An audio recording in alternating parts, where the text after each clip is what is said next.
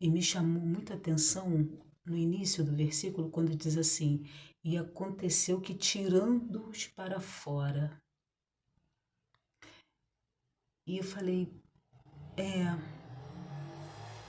Deus, o próprio Deus, precisou tirar Ló do lugar.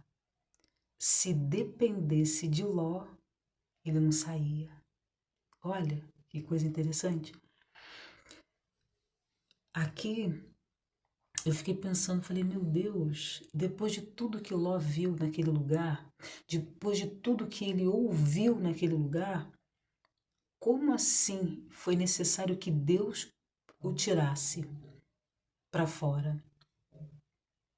Aqui, ó, no capítulo 19 ainda, no versículo 9, o que os homens daquela cidade dizem para Ló: agora te faremos mais mal a ti do que a eles.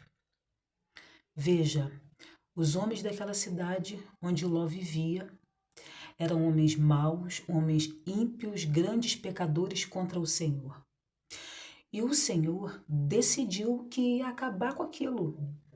Ele ia destruir aquela cidade. Veja,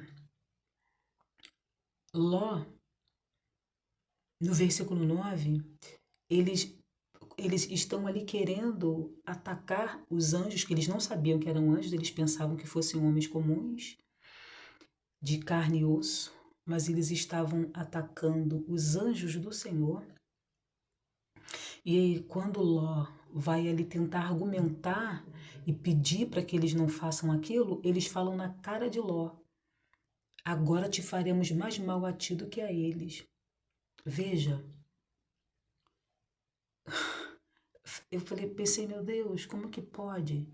Às vezes a gente está num determinado lugar, convivendo com determinadas coisas, e as pessoas com as quais nós estamos comendo, nós estamos bebendo, estamos frequentando festas, as pessoas já falaram na nossa face que vão fazer o mal. Meu Deus, o que que precisa mais para a gente entender que aquele não é um ambiente para estarmos?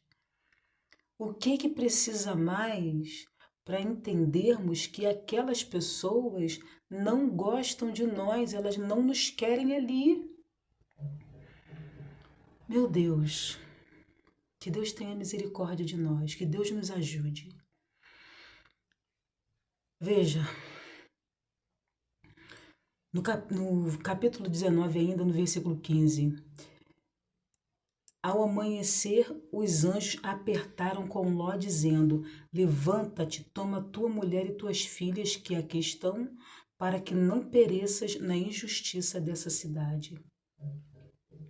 Veja, os anjos o tempo inteiro insistindo, orientando, falando, explicando, e Ló ainda estava ali.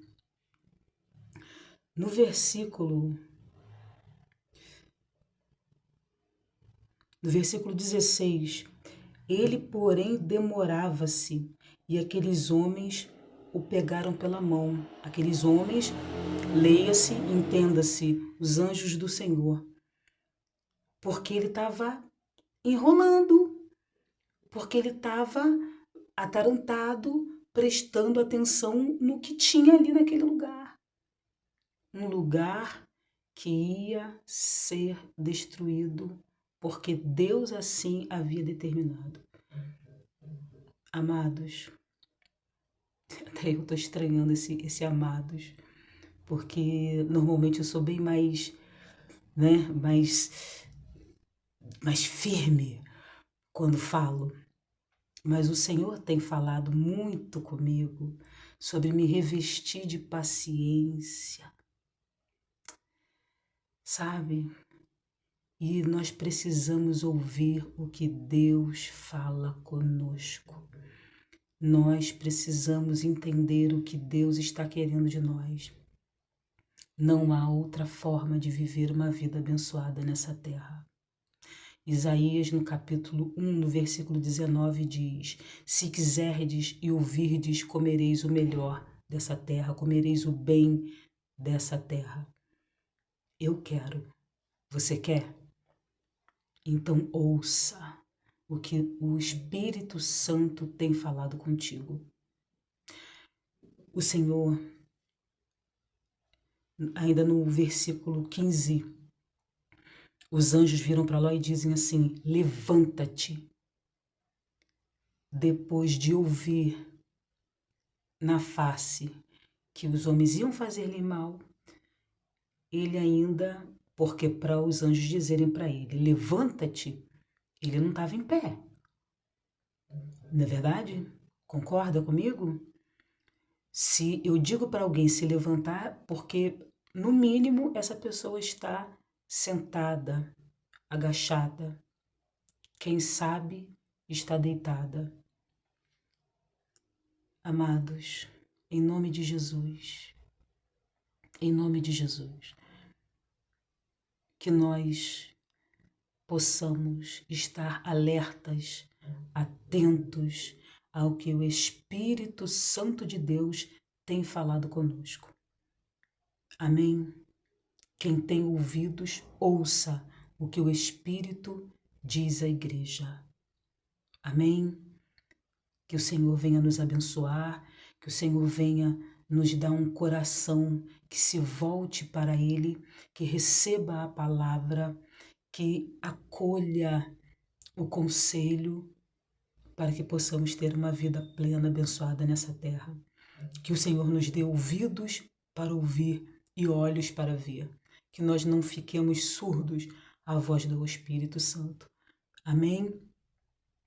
Que o Senhor nos abençoe, nos guarde, que o Senhor se compadeça de nós e tenha